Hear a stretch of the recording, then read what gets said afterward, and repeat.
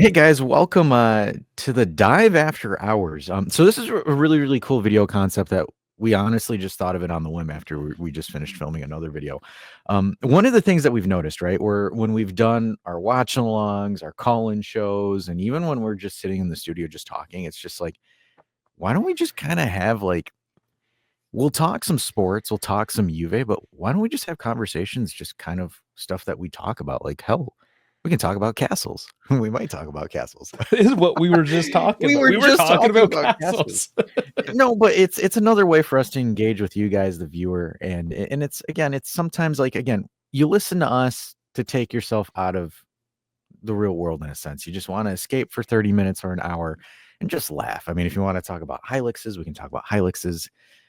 We love the Toyotas or the other stuff like that. So I think this is going to be an interesting concept that we're going to be piloting a little bit. And please, if there's any topics that you guys want us to cover, or if you want our opinion on stuff, please don't ask for dating advice. We're not experts at that. Well, don't ask Ash for. Don't ask me. No. These two are married, so yeah, I'm not. Which means I was good at one point. He was good at one point. We've got decades of experience. But you know, if there's other things like, for example, you want our opinions on, and just have a quick on the cuff conversation, I think it's worth having a conversation because it's a different level of us, and it's, you know, not us making fun of Doosan for 30 minutes, right? Like, we absolutely will. We absolutely will. You don't have to. You don't have to. It's okay. You can move on. Okay. It's automatic, Dave. It's automatic. It's just a thing. Like, even now, we've already made fun of him. It's not even 1 minute and 45 into this. We've already made a Jesus, is that all it's been, and you're already started? You know the fun. So I do have something funny about that. So a friend of mine that I'm very close friends with. I'll pull it up right now because he sent me this text message this morning. It was fucking hilarious. Yes, I'm swearing.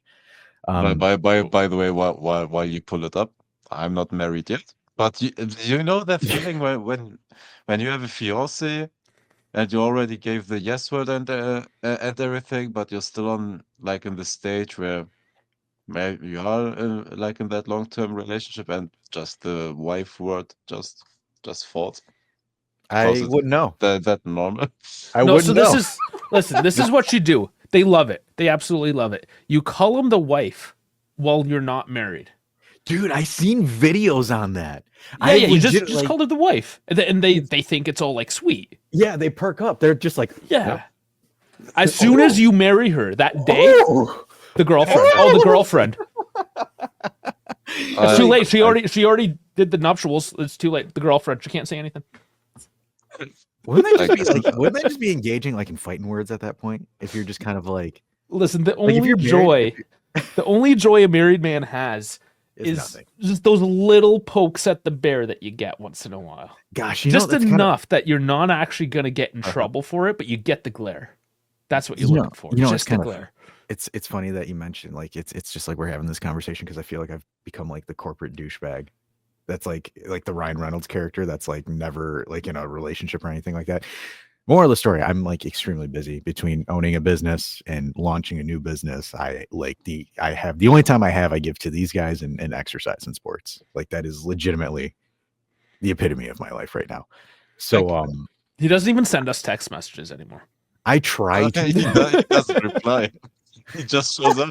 He just shows up. He's just like, because it's like Dash will look at, I'm talking to the third person, but I'll look at my phone and I'll just sit there and like today they're just kind of like, we're filming at 6:30, and then they text. And the funny thing is you guys texted like German Dave's like, hey, I'll be in the studio at like 6:05 or 6:10, and then Dave's just kind of like, Dash, you joining? And I'm like, I'm in the middle of eating something because like I got home at around like give or take 5:30. So I wore it, and this is funny. I should have took a picture of this, but I was speaking today and I literally dressed up in the Diego Simeone. Black pants, black dress shirt, black suit. I went full black. I kind of wanted to be petty. It was just me being petty because I knew some people, the audience that I was speaking to. So I did that, and it was just like I came in and I was like undressed and everything, and I'm like, okay, maybe I can like take a 30-minute nap before you got to film. And then it was just like, nope, just kidding. So I was like eating and I saw it, and then I was like, all right, give me a minute, just walking down to the computer, and I show up and everyone's like, and these two are like, oh my God, you're here. We didn't expect you. You were radio silent. Oh yeah, because you want to know why? Because you guys were expecting me to do this. Hey guys, calling from the office. Yeah. We don't know. We don't expect anything anymore. I know. The two of you, honestly. It's funny. The, Like I'm complaining because I'm the one that's going to be busy and gone the next little bit. So for I'll six, for 6 No, weeks. but honestly, I'm also only able to do this because it's literally like we recorded midnight. Now it's 1 a.m. and dude, uh, on with the day job and gym and everything, and it's not a 9 to 5 job. Working in football, like it's crazy. Like you work the whole damn day and then paperwork and then try to squeeze in like going to the gym, and I'm home at like 11:30, like at night. That's where Yeah, I joined the stream as well. Like I it's a tough schedule, man.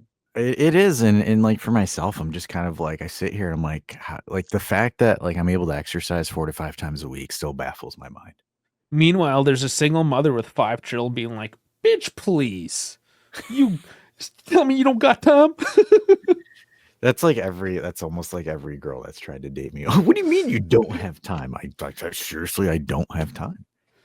And that's kind of like the funny thing is like personality wise, like I don't like chasing.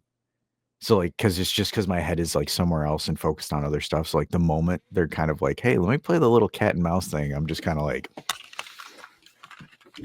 So I just have a girl. You got to play the game. wait, he's gone? Wait, hold on.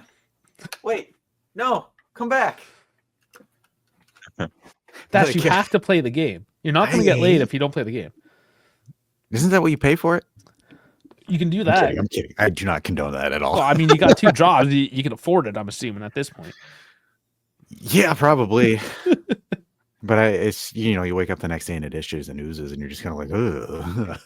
Yeah, you got to live with yourself afterwards. Yeah, no, but again, kind of just going back to the conversation, it's just like, because I remember when you and I both like were starting this back then, it was, we had I had a fuck ton more free time because being remote and stuff like that. And then for me, I think it was just like these last like 2 or 3 months where my schedule just completely bonked, right? Because it was just like I got promoted, got the new gig, and then at the restaurant they're just kind of like, hey, we're taking a step back, so you see this is your stuff now, and I'm like, I what, huh?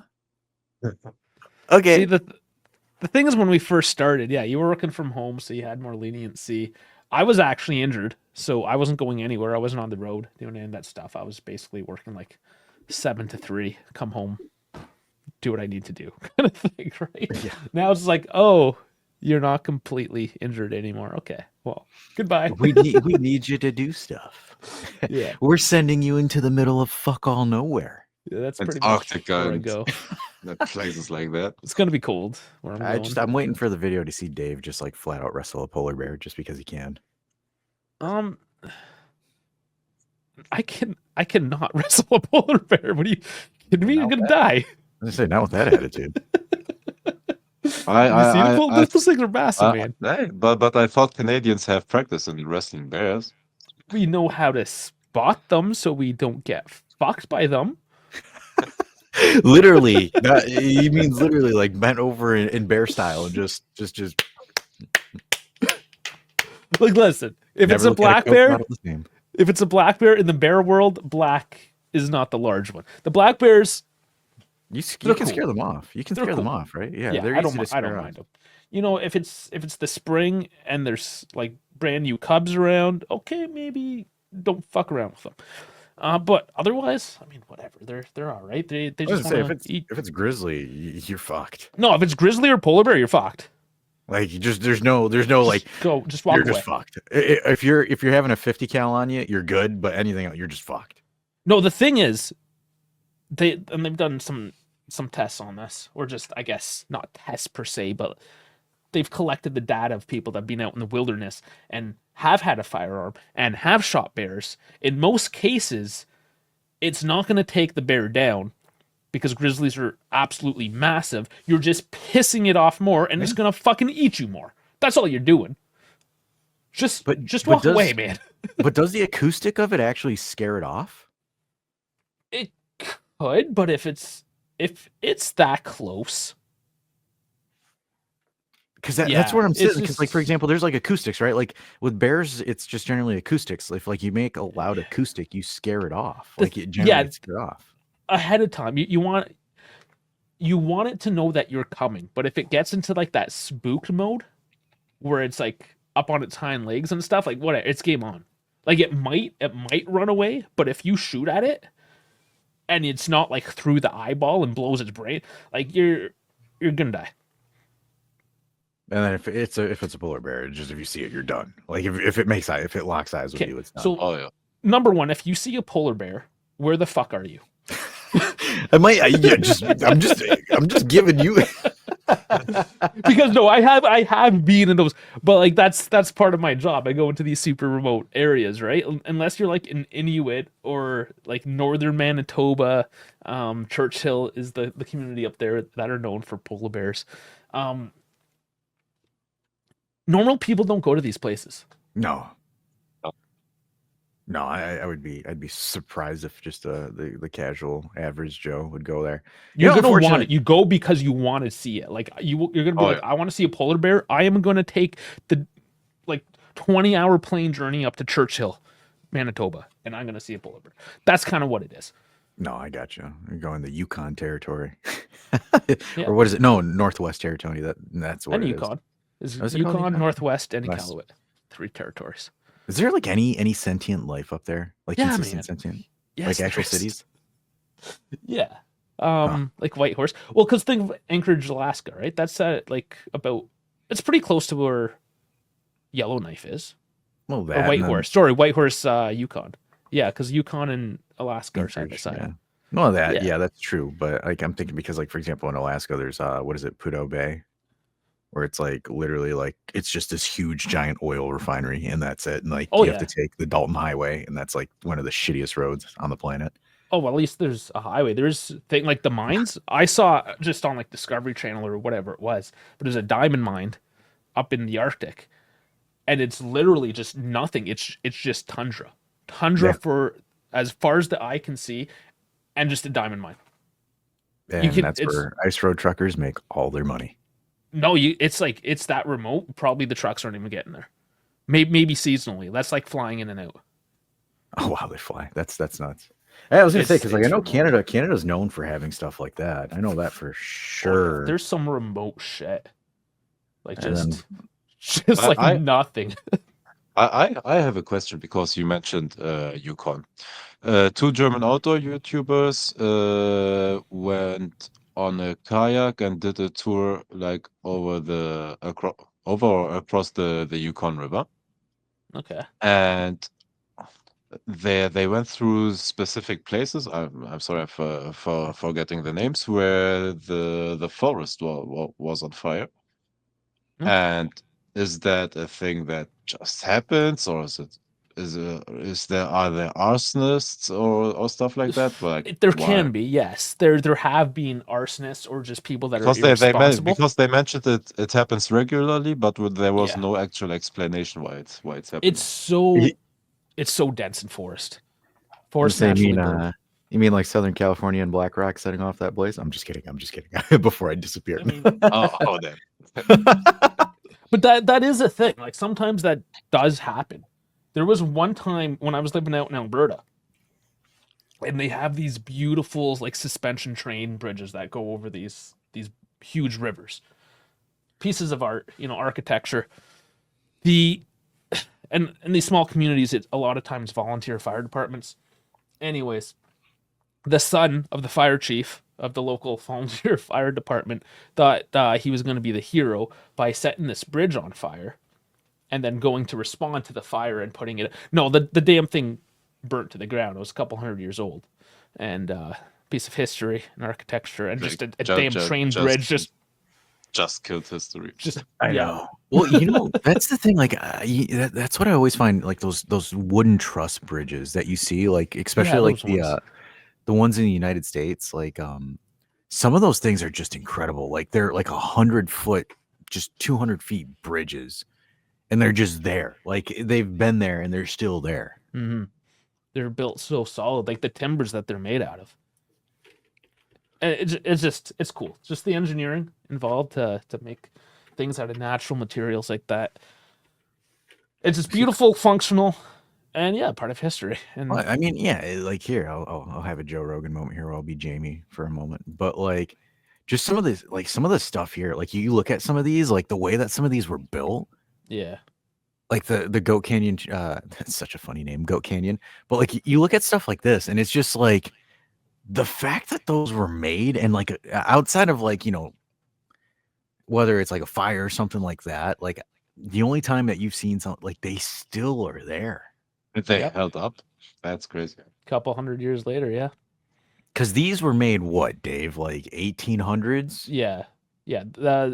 In North America, it was like mid 1800s, where like the steam age was like at its pinnacle. Because it was all about getting to the West Coast, right? So, Yeah. in the 1700s, you had Lewis and Clark in the States, anyways, going through the mountain passages, trying to find the Pacific Trail, getting out there.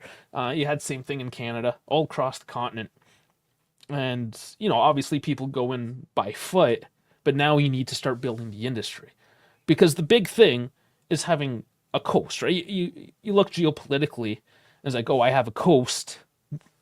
I can have trade now. I have another route militarily, You can financially. get things, exactly. You can get Yeah. things from point A to point B quickly. Mhm.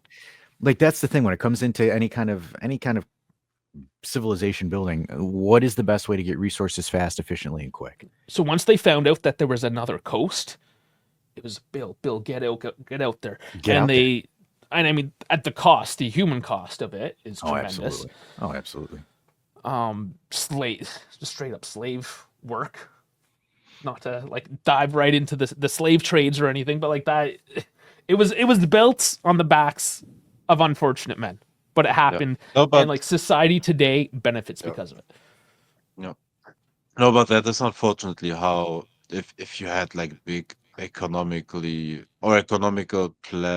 plans, like how do you build your economics transports stuff like Infrastructure. with Yeah. How do you build with infrastructure? trains, structures, may at some point highways, like the German autobahn, for example, is a plan to get stuff from A to B.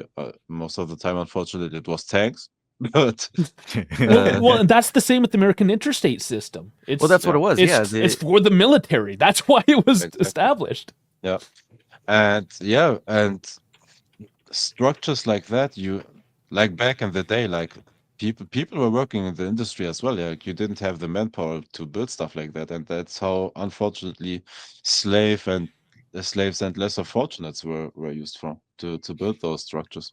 Yeah, I mean it's a thing that goes any kind of large infrastructure project, whether it's the pyramids, whether it's again, a bunch of stuff in the United States, or even a bunch of stuff in the Middle East. It's just it's an ugly stain that's always there. Like that World Cup stadium. Oh boy, yikes! And the ones in 6 years, but. Yeah, it's just unfortunate. It is like, and that's the crazy thing too, right? Where like go back to the bridges, right? Where we're talking about how awesome those bridges look, and it's just like, yeah, same thing with the you look at the Hoover Dam or you look at other infrastructure, just large infrastructure stuff. It's just capital project, or in the news these days, the Panama Canal. Yep. Well, that is massive. Like honestly, that was a massive undertaking. Well, and then so this was like urban legend, right? Like people that were working on like those large concrete projects, like if people would die, they would just kind of just kick them into the concrete and just let them ferment in the concrete. And that's how the Great Wall of China was built. Dude, the bodies that they put into the how I don't remember what the material was, but the Great Wall of China is like built with people. Yeah, there are people like within the wall, like within dead the bodies. walls. Yeah, I think because again, we're not here for like accuracy, right? We're just kind of lore dumping here, but no, it actually historically is that way. Like if you remember, for example, the Great Wall in the Attack of Titan, that is the inspiration for it. Oh, that's actually funny. I didn't even realize that. That's actually funny. Oh shit! No! I spoiled everybody that doesn't know. So don't Dude, waste it's your been time. out. It's been out for years. It's over. Like, I mean, if you haven't seen it, you haven't seen it. It was the one anime there's I no- tried to watch. If you're not into anime, don't do it. He's like, just don't do it. No, yeah, because I remember that was like one of the cases for the Hoover Dam, right? Where it was just because of the concrete. It just and then that's it. And you save material. Like Yeah, you fill So up much. there's no human rebar. yeah. It's more so the decomposition of the bodies. Like at least this way you kind of preserve them. You keep the preserve it flies, for the science. dysentery away. Let's say preserve it for science. Yeah, so archaeologists in 1,000 years will be like, "Oh, look at this one! Hey, Oh look at that. my, Hey, what is? what the hell is this? You guys are fucked." Wall Maria. Yeah, Oh man, we're not that much better than our ancestors, are we? In how we do things. no. You know, it's the old facet of history always repeats itself. I think that's Oh, yeah. It just People have no interest in history though to learn from it in the first place. That's a lot of the problem. Well, you know, I think that's like part of it. Like if you look at it too, like if we take it from the macrocosm, we put it into a microcosm. It's almost like people are kind of allergic to the past in general.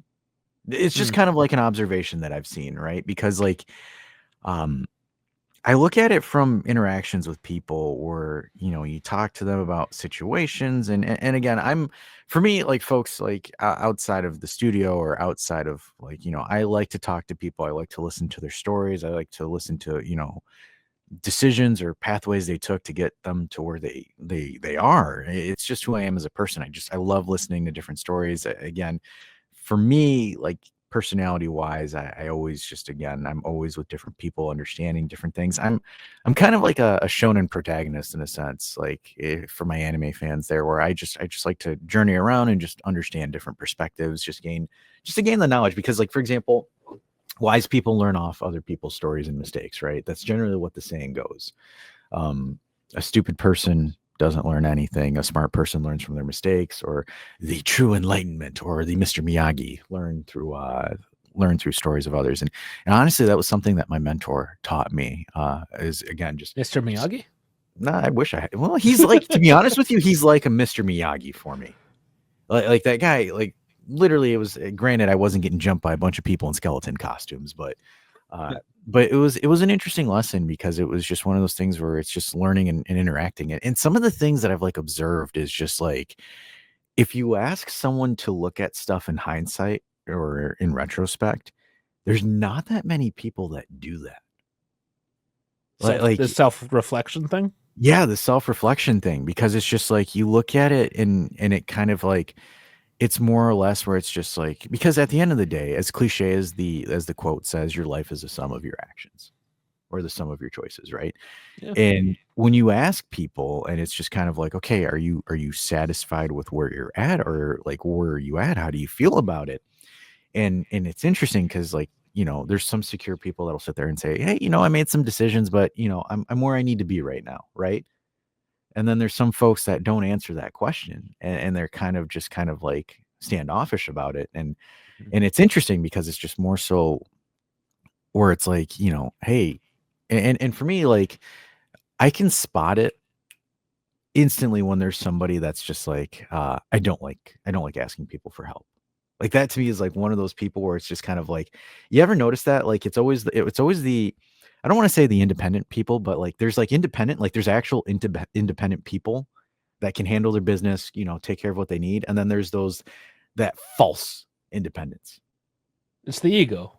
It's the ego. And if we go into Carl Jung, man, I'll keep you guys here for like 4 hours. But it's, you know, because again, I've always, you know, do unto others, right? So it's interesting because like, for example, I'll offer someone help and like an independent person will know, like a genuinely independent person understands where it's just kind of like, okay, like, sure, give me a hand real quick. It's like understanding on how to lean on other folks. And then when you look at it from like the bravado version of it, right? Where they're kind of like, oh, I don't need your help. Oh, I don't want your help. And you're just kind of like, dude, chill. I'm just handing you something. Yeah, Relax. but that is so cliche, man. Like an actual person that tries to accomplish something or be productive in a certain work situation, or even in your everyday life, like if somebody's offering you help, like you can at least listen to that advice. It's not like you have to invite them home for a coffee and take up on hours in it. Like don't misunderstand that like you can have a conversation about everything, and conversation leads to productiveness. If it's a mature, normal You conversation, then said you can learn mature. a lot. So let's see, because this is a good talking point, right? Like mature. Like, what do we define as mature nowadays? It's definitely shifted. Because that's what I'm looking at. Like, for example, what is the threshold of maturity? What is the threshold of someone, like, for example, oh, this is a mature adult? Because, like, for example, back then it's just like, oh, he uses swear words or uses like funny, or he's like a goofball all the time. He has a He's not cigar and mature. drinks his whiskey neat. Like there's that, or like, for example, is maturity now, like, is it someone that, in my opinion, for example, what I look at maturity is someone being able to process instances or actions and have an effective system of dealing with it. That's where I look at maturity, right? Where it's like, for example, Dave slaps me straight up across the face, and then the way that I respond to it is like what I would consider maturity, right? Like, for example, how I would handle it. Where it's just like some people are just kind of like, oh, that guy's like goofy and tells jokes all the time. He's really, really immature. And it's just like you see that facet of him, but like, okay, on the other side, this person handles all their business, takes care of things when they need to, and is on top of their stuff. So like Well, now that's there's a big so yeah, balance. Yeah, there's a big balance in life between like being a stuck-up mature person and knowing how to have fun once in a while but still get the job done.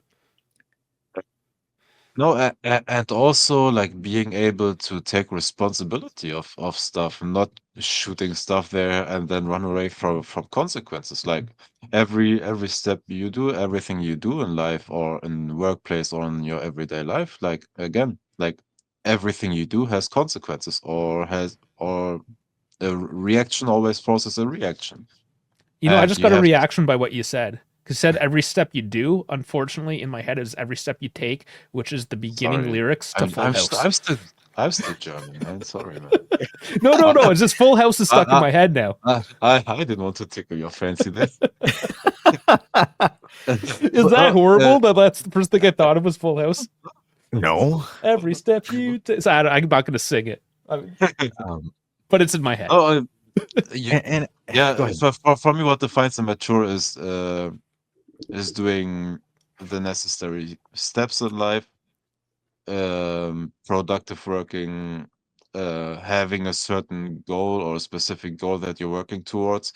And if you fail at something, learn from it. If you fail massively, take responsibility, of course, for that and grow from it, honestly. Yeah, I think, and like from my journey, like one of the things that I've always kind of like noticed, and I always find it ironic, right, is like when someone starts something, they don't finish it, and then they kind of blame it as, oh, it's like, for example, it's like you're starting the ice, you get a bowl of ice cream, right, and you're just chomping on it, and then you realize, oh shit, I can't finish this ice cream, so then you push it away, and you're like, oh, I never wanted the ice cream anyway. And that's like, for example, the job, right? Or a project or something, right? Or like, it's super gung ho, let me do all this and blah, blah, blah, blah, blah, blah. And then when it gets to the point where it's like, oh, fuck, you need to like buckle in, you run away from it. See, in your example, I'm like an amazing human being because I always finish the ice cream. I always finish the ice cream. Because that's like, I think that's one of the things where I think we put maturity on, right? Is being able to do that, like being able to finish it. Or like, for example, saying, and this is the thing that I find interesting, right? Because a lot of the different like the personality types that I've seen that will throw the bowl away and just be like, I never liked the ice cream anyway. And then you follow up with, why'd you start the ice cream then? They never give you an answer. Because it's delicious. Do I need a reason? It's No, delicious. but like, I think, like, for example, and we'll go from a business sense, right? You start a project and the person can't handle it, and then they're like, oh, fuck it, I never wanted to do the project anyways. Project's stupid. It's just like, and this is where we can kind of go in, like, for example, I could go down the rabbit's hole with Carl Jung and stuff like that, but and this is where I can tell, like, for example, if someone can really have a great response to it is by saying, look, Dash, I started the ice cream. I thought I would have liked the ice cream, but after really tasting the ice cream out and just kind of, it just isn't a good fit. And I just think it was better for me to leave the ice cream alone and try something else, whether it's crepes or whatever the hell, or let me try to do this or let me try to do that. I think I've only gotten that response just from asking, like, just minuscule, very, very minor. And that, by the way, is the mature response to it, the mature grown up, and yeah. And that's where, go ahead, Dave. Is it because we have too many options that we don't really know what we want or where we're going? I think so. I think that plays a part of it. I think the big thing that goes into it is I think people don't know who they are. Because so this is where we can get a little bit fun with this part of the conversation. I think people are conditioned now because of all the media, all the methods in front of them, that they need to, and this is where I'm going to go into the Carl Jung a little bit, where you have the persona and then you have the shadow and then you have yourself. And if you have not read anything about Carl Jung, people, I recommend you look into it. Carl Jung was ahead of his time. He wrote The Hero's Journey. He wrote the whole thing about the concept of the shadow. Every movie, every character arc, every story arc, 90% of them are based off of Carl Jung's The Hero's Journey. Yeah, I'd say more than that. If not pretty much it's pretty much all of them, yeah. So the interesting thing about it, and this is where it's like, again, you have the persona, you have yourself, and then you have your shadow. So the persona is the mask that you put on. It's, people like this, they do this, or they do that. And unfortunately, while you're overcompensating on the persona, you're suppressing aspects of your personality or your true self, which then goes into feeding your shadow self, right? And I think nowadays, because this is where things get a little bit interesting here, and we're going to get a little bit of philosophical here, is that because of social media or because of easy access to multiple options for different things, and it's not even like, for example, you can expand this beyond the scope of relationships, jobs, everything, right? Because there's so many different flavors. And I'm going to go with the ice cream shop analogy, right? Because it happens, right? If you go to an ice cream shop with two flavors, vanilla or chocolate, how easy is it for you to make a decision? Pretty easy. It's 50-50. Should be easy, yeah. 3 options. 33% chance you can still make a decision. But once you start going into like the Baskin Robbins or the Cold Stones or like whatever other ice cream spots that you have, where you have 20 flavors of ice cream, you don't know what you want, because you go in there and you're like, maybe I'm feeling chocolate chunk. I don't know if I want chocolate chunk, maybe chocolate peanut butter. And again, it's different. And I'm relaying the ice cream to different aspects you can equip to your personality. Different traits, different abilities, different skills, different everything, right? And people are seeing these and they're like, oh, hey, this trait's pretty popular. People that do this get more attention, or they get liked more, or etc. And people are taking stuff that doesn't really make sense with their actual core personality or their core foundation of who they are, and they're putting this on the persona. And then it gets to the point or you're repressing that inner shadow or that inner self of yourself, that foundation, and then you run into a situation or you run into a person that kind of triggers that shadow. And then again, you kind of go into that, what the fuck? Who am I? What am I? Because this is the beauty about nature. And this is what I love about nature, is because if you're going down a certain path, nature finds a way to bring you back to center. Because there is one thing that I don't care who, you cannot mess with nature. Because if you're veering in a certain direction, nature has this crazy thing of pulling you back. Don't fuck with the polar bear. Don't fuck with the polar bear. It'll send you the polar bear. And that's where you kind of understand. And this is where it kind of goes back to where we're talking about maturity, is how do people respond from that, right? So like, for example, when nature pulls you back to try to pull you back to center, because it's always a pendulum. If you go a little bit this way, nature's going to come back and counteract you really, really hard. So it's understanding that facets of yourself and understanding that proper balance. And, the whole Miyagi thing of, find balance, Daniel-san. you look at it and it's interesting because you can tell, and you know, just because of the interactions I've had with folks, is understanding, you know, when that counter shift happens and you sit down and you ask the questions. And the beauty of, you know, the whole Carl Jung cycle is if you don't figure it out, or if you don't understand what triggered the shadow response or what triggered the persona to fail, you're going to repeat that cycle. And then you're going to have that deja vu, like, what the fuck? I feel like I've been here before. Yeah, Because and we all do it. That's Yeah. a habit, habitual type of actions. Yeah, like smoking, like drinking, just doing that action every single day. But and I think, and kind of going to it though, I think now, because of this plethora of just bunch of sensible information that's out there, is kind of leaving. And this is where I can ask you too. Do you think that people of modern society have identity crises? Yes, yeah, in yeah. I think it's pretty hard. no, Yeah, in the sense of you have to learn your personality throughout life, Through and you experiences, yeah. all throughout life experience. And what my experience with it is, the more you put yourself through hard times or through some stuff, through hard work and yeah, chasing towards like hard to reach goals, that's where you find your personality. What are your strengths? What are your weaknesses? And I, my experience with it is you only learn that when you go through hard times. Like honestly, if you don't do that, you're living in a comfort zone. And if you're in a comfort zone, why would you try to chase stuff? Why would you try to go outside of your comfort zone? Like if you don't have, I don't know, if you don't have specific goals and life is nice to you, like why would you go outside of it? And if you don't go outside of it, you will never learn like what is right for you, what is wrong for you. Maybe if you go outside the comfort zone, you find a job that's even more fun to you, or that suits you better. Or let's say you're an artist, but you didn't dare to do this step towards being an artist. I don't know, musician, a It's drawing, Yeah. or whatever, and you didn't dare to do that step. You will never find peace in being an artist when when you insist on doing, for example, an office job, a 9 to 5 office job or whatever, but you think you're born for something else and you don't do that. So it's like tempering a you blade. If you take a piece of steel and you don't temper it, it's soft. You take a blade, untempered blade, it falls apart. It's not hard enough. You have to put it through the stresses of a temper, and then, only truly then, does it become a blade as a tool able to do something successful.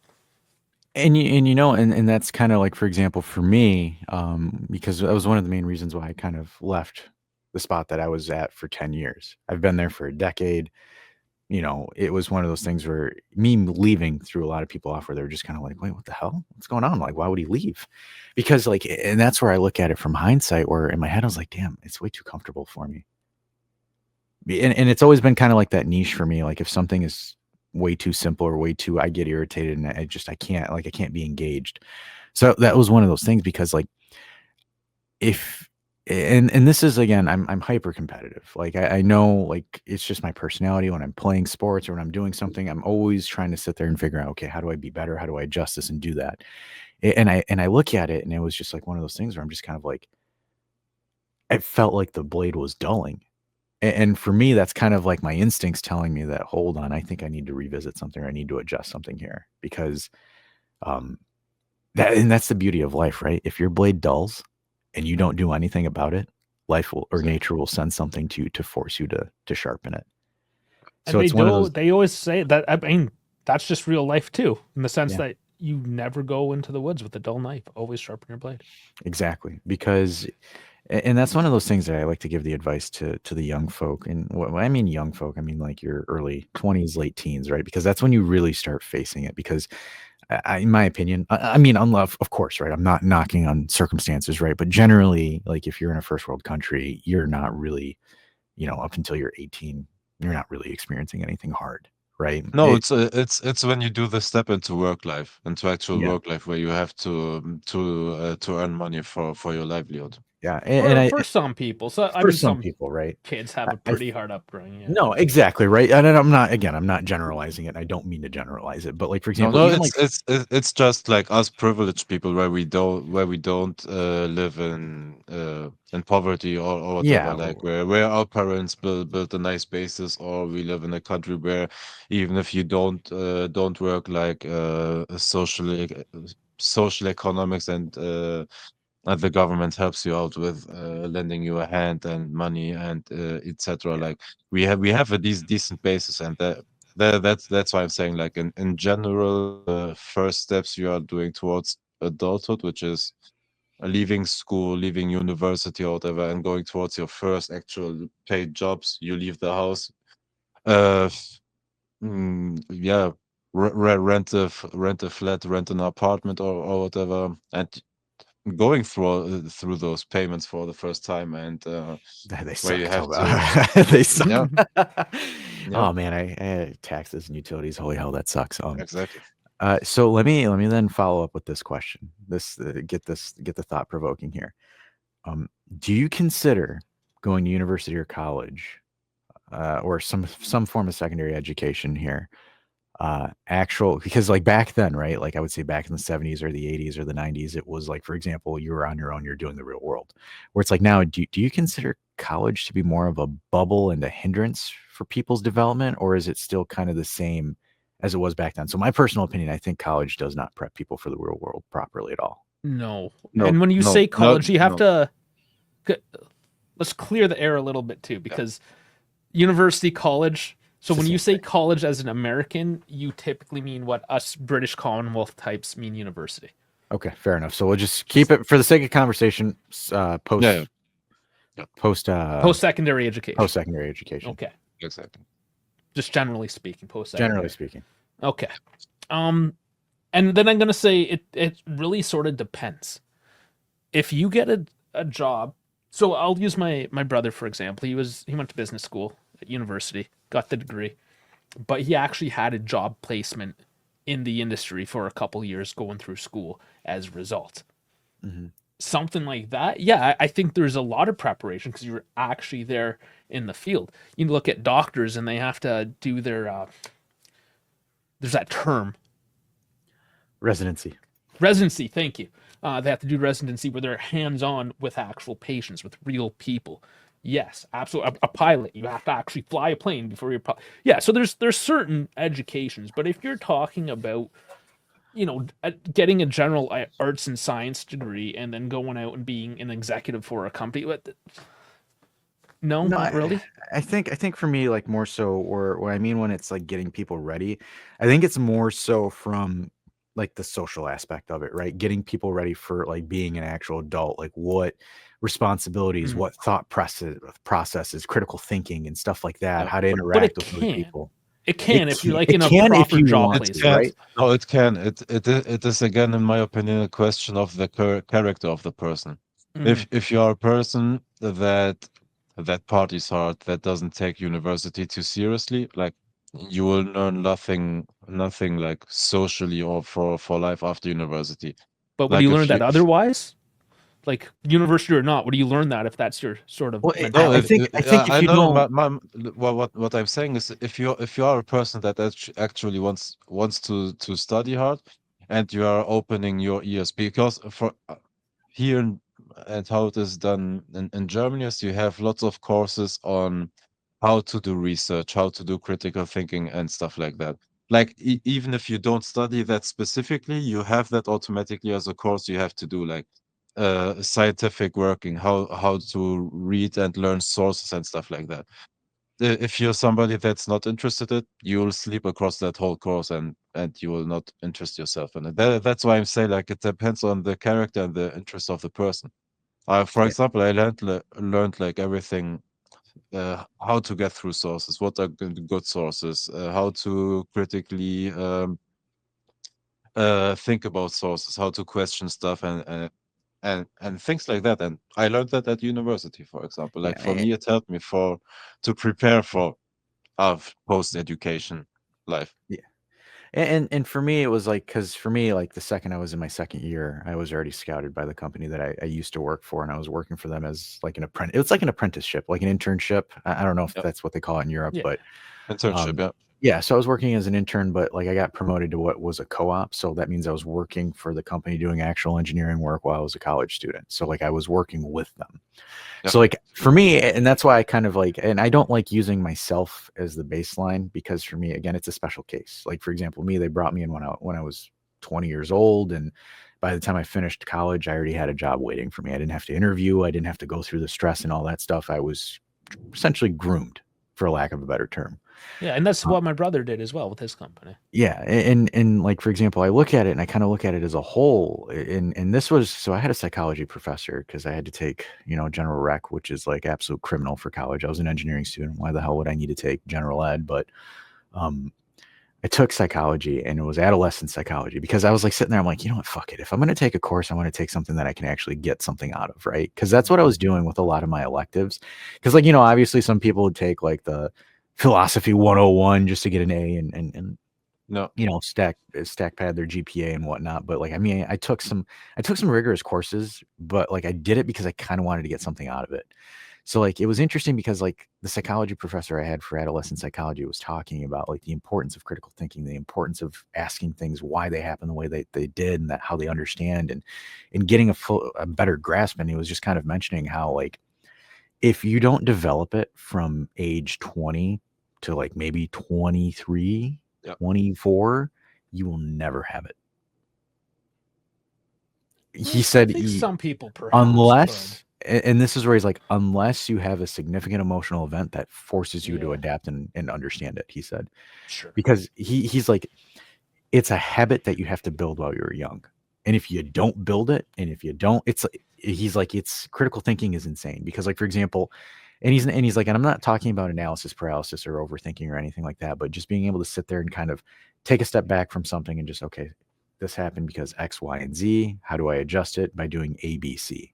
Well, that's right? why So, like, playing is so important for kids, right? Just playing with Yeah. blocks or the jungle gym, It's for using their head. figuring out how to, the mechanical movement of going through a jungle gym, all of that stuff. Like kids playing, this is exactly what it's doing. It's getting their critical thinking skills, their problem solving skills, developing them to be an adult. And that's perhaps the root of a lot of the issues, is that they all have a Nintendo Switch. Yeah, only and does so games, much. and the funny thing is video games nowadays aren't as challenging as they were back then. Oh, I'm no. telling you this right now, absolutely not. Like I remember back then, you know how fucking difficult some of those games Well, there's were no back then? save. You couldn't save. You had to leave the system on. Well, you had to leave the system on, or like for example, like the puzzles that were like, for example, I remember Legend of Zelda, Super Mario 64, like those games were tough. Like to get through some of those things, to solve it, you had to use your head. Like I remember like back then, and that was the thing about games back then, is like you had that one guy that was a really good problem solver. So like the entire block owned the game, and they would call that guy over just to beat the level for him. Like that's how it was back then. Where it was just so it was difficult. community. Yeah, you It would was- go yeah, over it to was a people's community. houses and play. Yeah, It's like, hey man, Dash, did you beat this mission on Mario? Yeah. How did you do it? And like you would go there and you would explain it. Now, and that's kind of a moot point now with YouTube and all that stuff. But kind of going back to what we're talking about, critical thinking, and it kind of ties into the maturity question. So I'm going to ask you two, because this is interesting, because both of you guys are in long-term relationships, and I want to see if you've heard this terminology.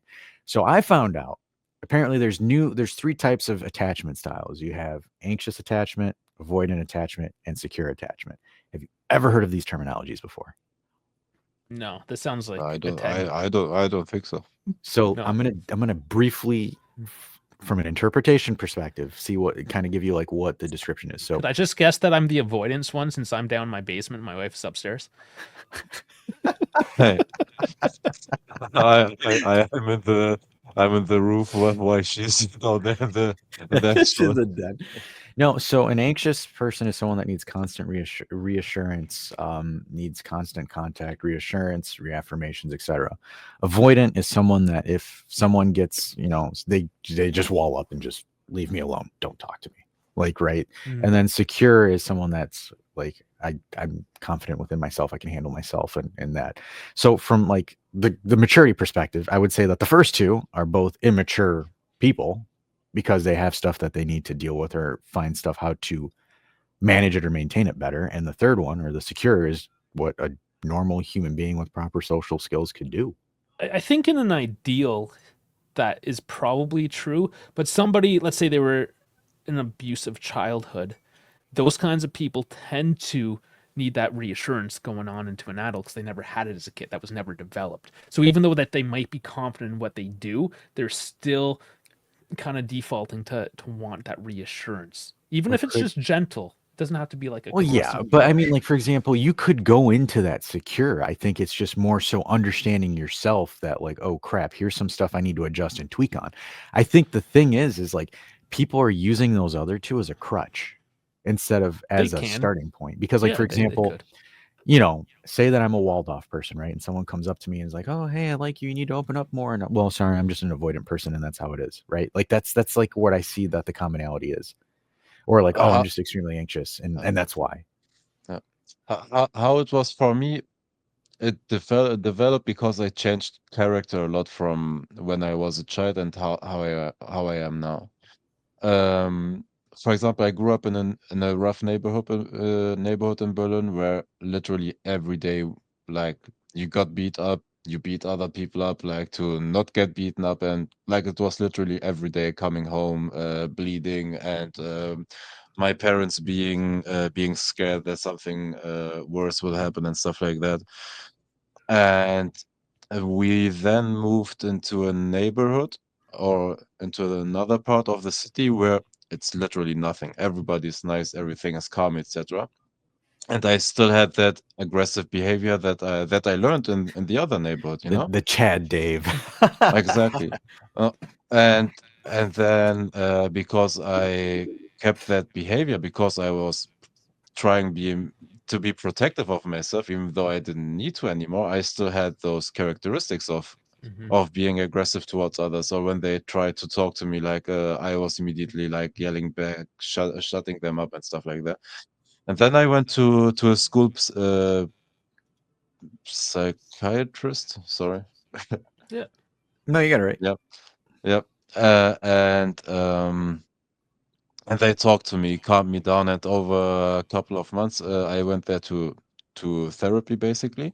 I calmed down again, and then the problem is I became like too shy and too Too like subdued. too much of an introvert, and I Yeah. kept it up until I met my girlfriend, and that's how then I started over the time.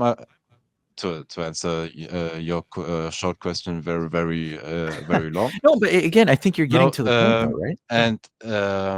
and it changed for me within the relationship. At first, I wasn't telling everything, you know, like I kept feelings inside of me, and I didn't tell everything immediately because I still had that inside of me to be protective of myself, and then when you slowly get into the comfort of the relationship where both of you become open or how it was for me was that she opened up herself first, and that helps you like getting the monkey off your back as well and starting to tell more and more. And over the years, of course, like I became way more open, and then everything became fine. I became more of an extrovert, and everything like was fine after that. But it was a tough journey, and yeah, it's a journey.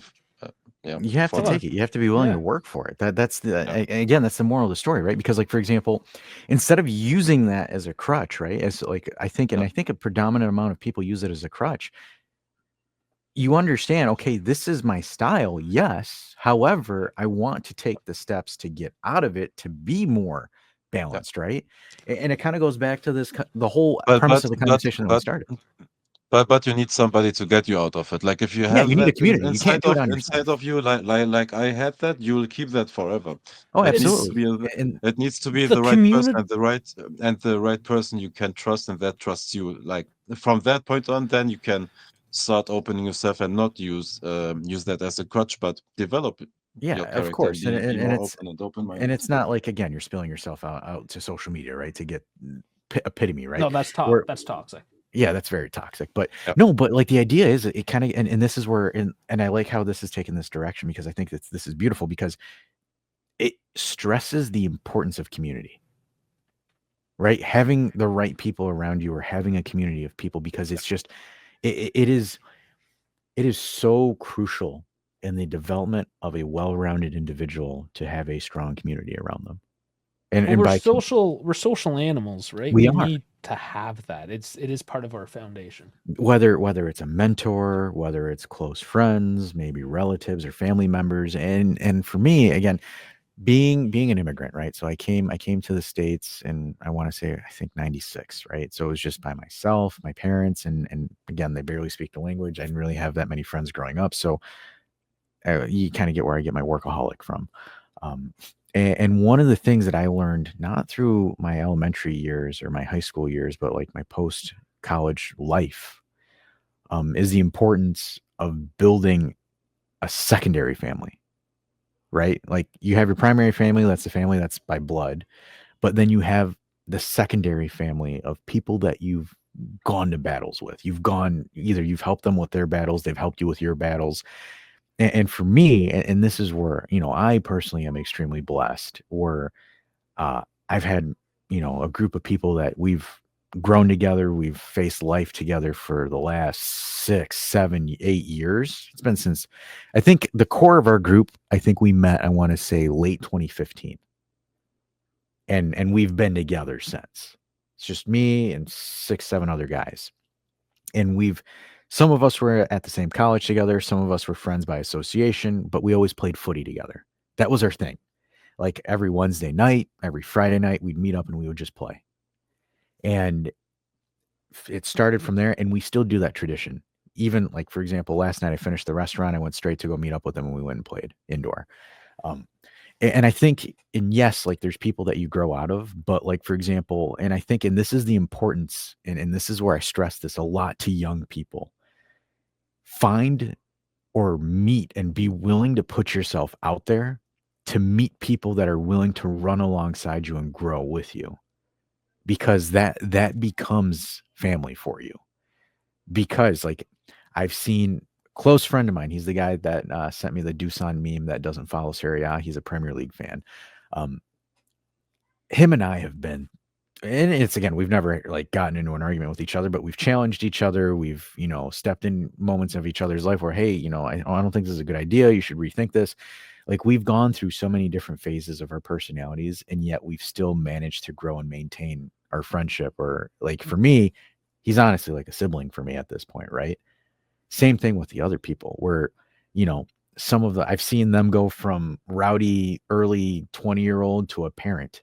Like I've seen that journey. And again, they've seen the same thing with me, from shy little kid to corporate douchebag. No, but like we've been along with each other in the journey. And now it's just like, for example, if one of us is off, or if something doesn't make sense, or if we look a little bit wonky, we step in. Hey, talk to me. What's going on? Hey, what's this? And then they give you those ideas, or they give you that feedback, because I can't stress this enough, is once you leave university or once you go into the real world, your circles get smaller. The people you see goes down dramatically. And one of the most detrimental things for a human being is to be alone. I think it is extremely detrimental, because and I had a mentee that was very, very stubborn in their ways, where it was, I want to find the solutions on my own. I want to do everything by myself, and yada, yada, yada. And I'm like, yeah, that's cool. You remind me of me when I was 18 years old, but I'm going to tell you this, because you have that mindset, you're going to push away a lot of great people that are going to try to help you. And that's where I think a lot of people in this modern generation are too afraid. And I think, and I mean, but what I mean by the term of intimate isn't like, huggy duggy, lovey kissy and all that kind of corny stuff. It's more so being intimate with another person is being able to bond and forge a bond with that person. Because if you forge the correct bond and you build that sense of community, nothing will break it. Absolutely nothing will break it. Well, it's important to have strong relationships, regardless. No, Absolutely. it's important. Oh, It's, you always need people to trust. If you don't have people that trust you and you trust them as well, like if you're going towards a direction that maybe doesn't suit your character, or it's actually just you're doing something bad or whatever, and you don't have people around you that you trust, like they can steer you towards the right direction. I I had that couple of times where I was about to lie or to do that or choose like the wrong workplace for me or stuff like that. Like if you have people around that you trust, they will most likely or more often than not steer you towards the right direction. But you have to have the right people around you. Yeah, because if you don't have anyone around you, who's going to give you that feedback? Yeah. Because like, and this might be a little bit harsh, but I think, and people need to understand, you need more feedback than just mom and dad. Because Oh, mom and dad 100%. will always look at protecting you first Exactly. before what's actually good for you to grow. Because like, for example, and I'm sure like, you know, once you become a parent, you'll understand, right? Like that's always the thing. That's the funny thing about when you hear about what parents will always say, well, when you have kids, you'll understand. And that's where, like, again, it's important, right? Because parents or certain family members will look at protecting you first before what's important for you to learn and grow. There's some travels or some experiences you have to do, and you know it's like the joke for a canon event, or he needs to do it for the plot. There's some journeys you have to do for that perspective, and then there's again, and it's, and we're already at an hour here, but so I don't want to go too deep into it, but maybe a story for another day of young Dash, but I think it's, because again, you're so old. I am so damn old. Sometimes I feel it, sometimes I don't. I mean, now I just have the gray hairs on the side of my head, but I think for me, the main thing I want to get out of this is it's just because ironically we're building a community here, but people having to look at potentially building a sense of community with people around them, I think it's just critical. Well, that's kind of what we're trying to do here. I know. The channel, build a community, right? Build the community. Boom! First episode, the pilot episode, building communities. There we go. See how I did that? Yuck, yuck, yuck, yuck. But do you guys have anything we want to follow up on, or do we want to? Just the shameless plug. If you do care about our community and you aren't already in the Discord, that's definitely one way to kind of share our passion. Because I think that's one thing that's interesting for good and bad, just to kind of give a little cherry on the top for this, like the whole internet relationship, which is good because this community and a lot of these communities are built because of a specific passion that you don't have necessarily someone to share with in your real life, and that's good. Do that, go online, find those communities, but that's not to say to ignore the real life ones as well. Yeah. Because that's your bread and butter. Like we're not gonna not talk to you if you talk to us, kind of thing. Like this parasocial relationship that we all have with. We're not gods yet. But that is a thing, right? The parasocial relationships with content creators, podcasts, what have you, right? People do get caught in that trap, and it's okay to have a parasocial relationship, but pull your head out of the internet once in a while. Yeah. Touch grass, as they say, you know, and just. There's real people out there, real relationships, tangible. Touch grass, hug physical. Your friend.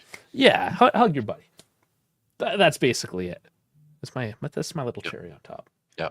No, but also, like regarding our community, like it's not just pure football. Of course, like football, like is kind of how all of us got together here, but we have tons of other interests. Like we are humans as well. Like it's not like we are just Dash isn't. footy We've and determined stuff like that Dash is a robot.